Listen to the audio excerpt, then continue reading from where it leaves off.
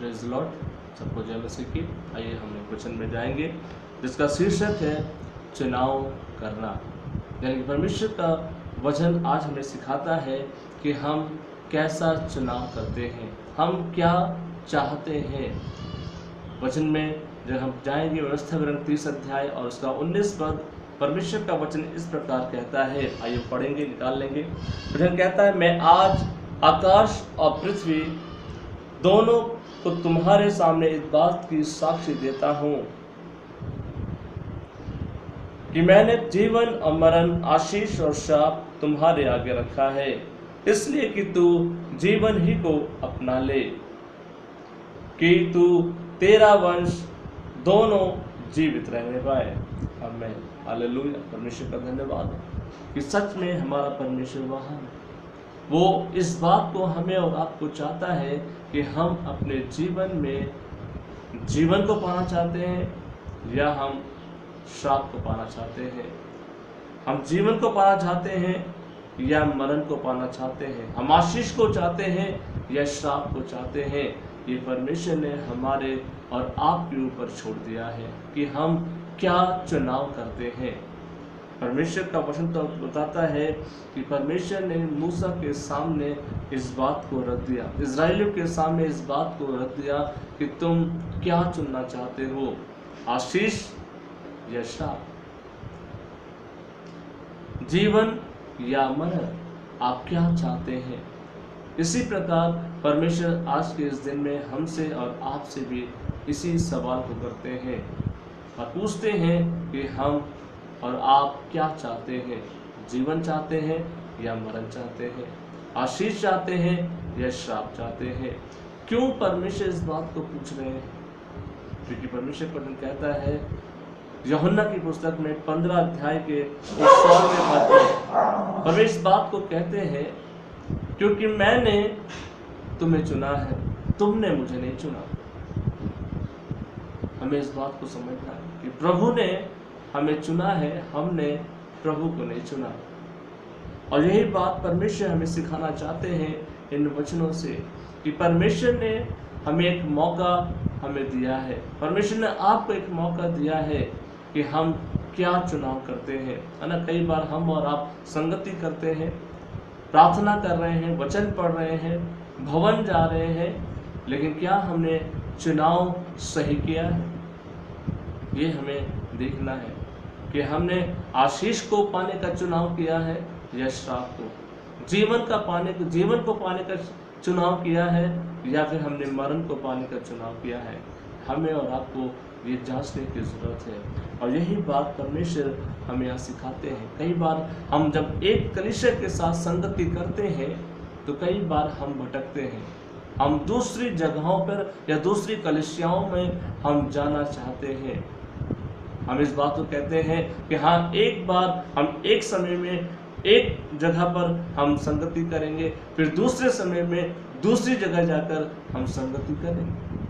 लेकिन परमेश्वर का वचन कहता है जीवन और श्राप, जीवन और मरण, आशीष और श्राप, ये हमारे हाथ में है। हम क्या चाहते हैं, क्या हम सोच रहे हैं, क्या हमारे विचार है, क्या हमारे मन में है, ये परमेश्वर हमें और आपको बताना चाहता है कि हम अपने आप को जीवित रखें, हम अपने आप को जिलाएं, हम अपने आप में से बातचीत करें और अपने जीवन को जांचें, क्या हम एक सही निर्णय को हम ले रहे हैं। कई बार हम सोचते हैं कि प्रार्थना करने में क्या बुराई है, हम यहाँ भी प्रार्थना करते हैं, हम दूसरे कलीसिया में भी जाके प्रार्थना करेंगे, लेकिन परमेश्वर का वचन कहता है हमें एक मन होना है। हालेलुया। जिस कलीसिया के साथ आप संगति कर रहे हैं वो कलीसिया आपके साथ एक मन है। जिस परिवार के साथ आप संगति कर रहे हैं वो परिवार आपके साथ एक मन है। जिस दास दासी के साथ आप संगति कर रहे हैं, जिस विश्वासी भाई बहनों के साथ आप संगति कर रहे हैं, वो आपके साथ एक मन है। और इसीलिए परमेश्वर का वचन कहता है कि जब हमारा मन भटकता है और जब हम सोचते हैं कि हाँ, एक कलीसिया है, सब जगह प्रार्थना होती है, हम सब जगह जा सकते हैं, लेकिन परमेश्वर का वचन हमें सिखाता है हमें यूनाइट होना है। हम जिस कलीसिया के प्रति संगति कर रहे हैं उसके प्रति हमें ईमानदार होना है। जिन विश्वासी भाई बहनों के साथ हम संगति कर रहे हैं हमें उनके प्रति ईमानदार होना है। जिस परिवार के अंदर हम संगति कर रहे हैं हमें उस परिवार के प्रति ईमानदार होना है। और यही बात परमेश्वर हमें और आपको सिखाना चाहते हैं, क्योंकि अगर वचन को हम देखें उत्पत्ति की पुस्तक में 13 अध्याय में और उस 11वें पद में वहाँ पे लिखा है कि अब्राहम और लूत साथ साथ चल रहे थे और साथ साथ चलने के समय में ये दोनों बढ़ने लगे, फलवंत होने लगे। और एक समय ऐसा आया कि अब्राहम ने कहा कि अगर हम अलग हो जाएं तो हम लड़ेंगे नहीं, हमारे लोग आपस में लड़ेंगे नहीं। जब इस बात को कहा गया तो लूत ने उस यरदन की तराई को देखा जो उपजाऊ भूमि है और उसे इस बात को देखकर कहा कि मैं यहाँ जाना चाहता हूँ। परमेश्वर पर कहता है कि लूत का एक गलत डिसीजन, एक गलत चुनाव उसे अलग कर दिया परमेश्वर के जन अब्राहम से, परमेश्वर के लोगों से और परमेश्वर से। क्योंकि वचन बताता है, हम वचन को पढ़ेंगे निकालेंगे उत्पत्ति की पुस्तक 13 अध्याय और वचन कहता है 11, 12 और 13 पद अगर पढ़ेंगे वहां पे लिखा है, इसलिए लूत अपने लिए यरदन की सारी तराई को चुनकर पूर्व की ओर चला गया और वे एक दूसरे से अलग हो गए। अब्राहम कनान में रहा पर लूत उस तराई के नगरों में रहने लगा और अपना तंबू सदोम के निकट खड़ा किया और सदोम के लोग यहोवा के लेखे में बड़े दुष्ट और पापी थे। आमीन, हालेलुया। अगर हम इस बात को ध्यान दें कि जो जगह लूत ने चुना, उसका चुनाव किया, वचन कहता है परमेश्वर के लेखे में सदोम के लोग दुष्ट और पापी थे।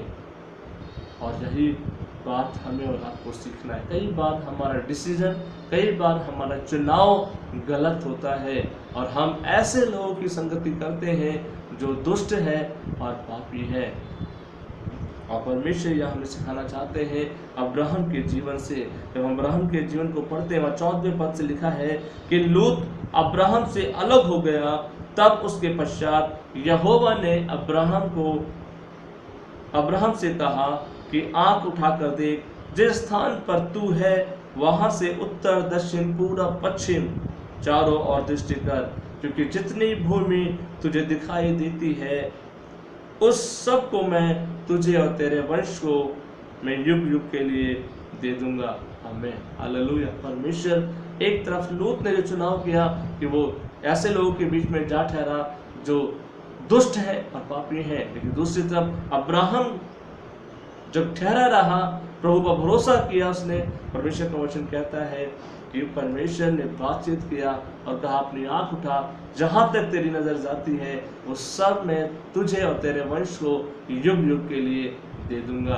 आमीन। यही बात हमें और आपको सीखने की जरूरत है कि हमें चुनाव करने की जरूरत है। परमेश्वर ने हमें जहाँ ठहराया है, अगर परमेश्वर ने हमें घर में ठहराया है तो हमें अपने घर के प्रति, अपने पति के प्रति, अपने परिवार के प्रति हमें ईमानदार रहना है। अगर परमेश्वर ने हमें एक कलीसिया हमें दी है, उस कलीसिया के प्रति हमें ईमानदार होने की जरूरत है।